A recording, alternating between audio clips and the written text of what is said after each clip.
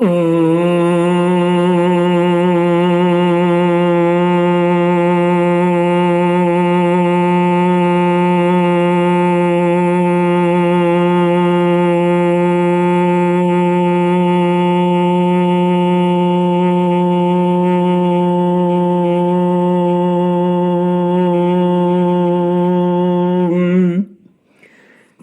गुरुचरण कमलेभ्यो नमः। श्री गणेशाय नमः। श्री सरस्वत्यै नमः। श्री विष्णवे नमः। श्री कृष्ण गोविंद हरि मुरारी। हे नाथ नारायण वासुदेव। श्री कृष्ण गोविंद हरि मुरारी। हे नाथ नारायण वासुदेव। हे नाथ नारायण वासुदेव। हे नाथ नारायण वासुदेव। हे नाथ नारायण वासुदेव। श्री कृष्ण गोविंद हरि मुरारी। हे नाथ नारायण वासुदेव। श्री कृष्ण गोविंद हरि मुरारी। हे नाथ नारायण वासुदेव। ओम नमो भगवते वासुदेवाय। ओम नमो भगवते वासुदेवाय। ओम नमो भगवते वासुदेवाय। ओम नमो भगवते वासुदेवाय। ओम नमो भगवते वासुदेवाय। ओम नमो भगवते वासुदेवाय। कृष्णाय वासुदेवाय हरये परमात्मने प्रणत क्लेशनाशाय गोविंदाय नमो नमः। कृष्णाय वासुदेवाय देवकी नंदनाय च नंदगोपकुमाराय गोविंदाय नमो नमः। सच्चिदानंद रूपाय विश्वोत्पत्त्यादिहेतवे तापत्रय विनाशाय श्री कृष्णाय वयं नमः। श्री कृष्णाय वयं नमः।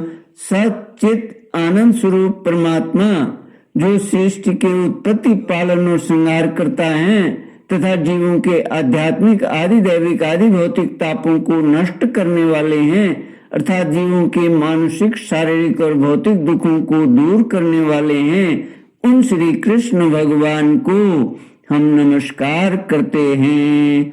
श्री कृष्ण गोविंद हरे मुरारी।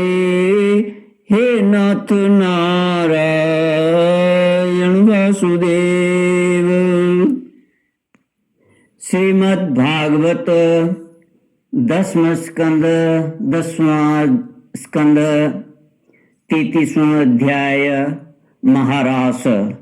महारास पर टीका लिखते हुए टीकाकार श्री हनुमान प्रसाद पोदार जी लिखते हैं कि जगत के समस्त प्राणियों के हृदय में आत्मा रूप से परमात्मा रूप से जो प्रभु स्थित हैं वही श्री कृष्ण हैं। कोई भ्रम से अज्ञान से भले ही श्री कृष्ण को पराया समझे, वे किसी के पराये नहीं हैं, सबके अपने हैं, सब उनके हैं। श्री कृष्ण की दृष्टि से, जो कि वास्तविक दृष्टि है, जो प्रक्रिया कोई प्रक्रिया है ही नहीं, सब स्वकीय हैं, सब केवल अपना ही लीला विलास हैं, सभी स्वरूप भूता अंतरंगा शक्ति हैं। गोपियां इस बात को जानती थी और स्थान स्थान पर उन्होंने ऐसा कहा है। ऐसी स्थिति में जार भाव और औपपत्य का कोई लौकिक अर्थ नहीं रह जाता। जहाँ काम नहीं है, अंग संग नहीं है, वहाँ औपपत्य और जार भाव की कल्पना ही कैसे हो सकती है। गोपियां परकिया नहीं थी, स्वकीय थी, परंतु उनमें परकिया भाव था। परकिया होने में और परकिया भाव होने में आकाश पाताल का अंतर है। परकिया भाव में 3 बातें बड़े महत्व की होती हैं। अपने प्रियतम का निरंतर चिंतन, मिलन की उत्कंठा और दोष दृष्टि का सर्वथा अभाव। स्वकीय भाव में निरंतर एक साथ रहने के कारण ये तीनों बातें गौण हो जाती हैं, परंतु परकीय भाव में ये तीनों भाव बने रहते हैं। कुछ गोपियां जार भाव से श्री कृष्ण को चाहती थीं। इसका इतना ही अर्थ है कि वे श्री कृष्ण का निरंतर चिंतन करती थीं, मिलने के लिए उत्कंठित रहती थीं और श्री कृष्ण के प्रत्येक व्यवहार को प्रेम की आंखों से ही देखती थीं। चौथा भाव विशेष महत्व का और है, वह यह कि स्वकीय अपने घर का, अपना और अपने पुत्र एवं कन्याओं का पालन पोषण रक्षणावेक्षण पति से चाहती है। वह समझती है कि इनकी देख रेख करना पति का कर्तव्य है, क्योंकि ये सब उसी के आश्रित हैं और वह पति से ऐसी आशा भी रखती है, कितनी ही पति परायणा क्यों न हो, स्वकीय में यह सकाम भाव छिपा रहता है। परंतु परकिया अपने प्रियतम से कुछ नहीं चाहती, कुछ भी आशा नहीं रखती। वह तो केवल अपने को देकर ही उसे सुखी करना चाहती हैं। श्री गोपियों में यह भाव भी भलीभांति प्रस्फुटित था। इसी विशेषता के कारण संस्कृत साहित्य के कई ग्रंथों में निरंतर चिंतन के उदाहरण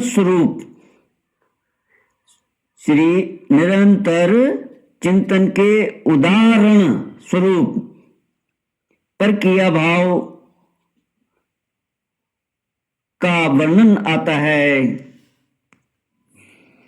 गोपियों के इस भाव के एक नहीं अनेक दृष्टांत श्रीमद् भागवतम में मिलते हैं। इसलिए गोपियों पर परकीयापन का आरोप उनके भाव को न समझने के कारण है।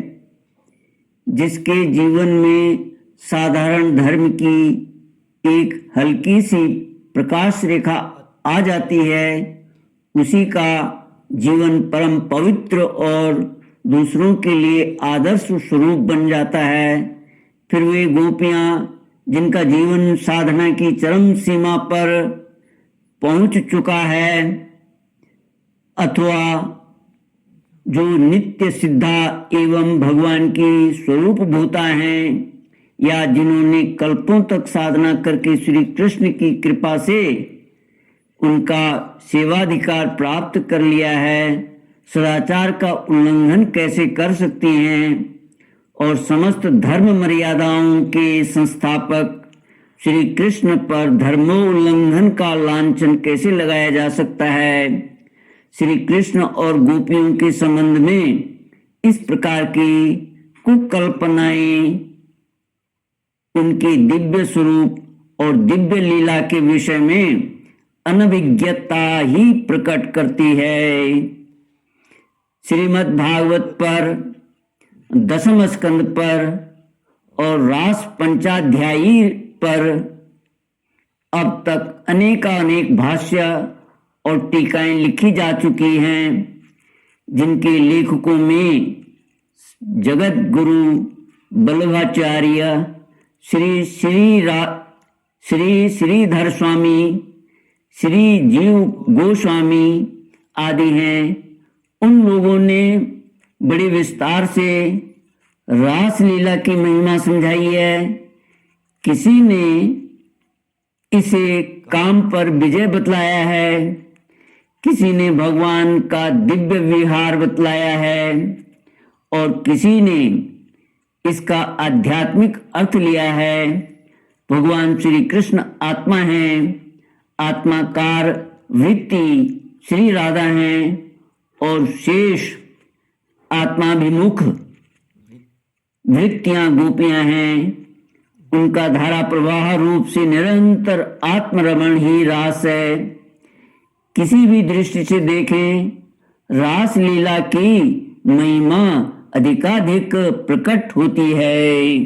श्री कृष्ण गोविंद हरे मुरारे, हे नाथ नारायण वासुदेव। श्री हनुमान प्रसाद पोदार जी टीका करते हुए आगे लिखते हैं कि भगवान श्री कृष्ण आत्मा हैं, आत्माकार वृत्ति श्री राधा हैं और शेष आत्माभिमुख वृत्तियां गोपियां हैं।